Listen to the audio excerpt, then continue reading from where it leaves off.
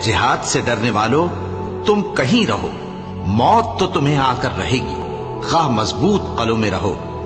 और इन लोगों को अगर कोई फायदा पहुंचता है तो कहते हैं ये अल्लाह की तरफ से है, और अगर कोई मुसीबत पहुंचती है तो ऐ पैगंबर तुमसे कहते हैं कि ये आपकी वजह से हमें पहुंची है। कह दो कि रंज राहत सब अल्लाह ही की तरफ से है। इन लोगों को क्या हो गया है कि बात भी नहीं समझ सकते।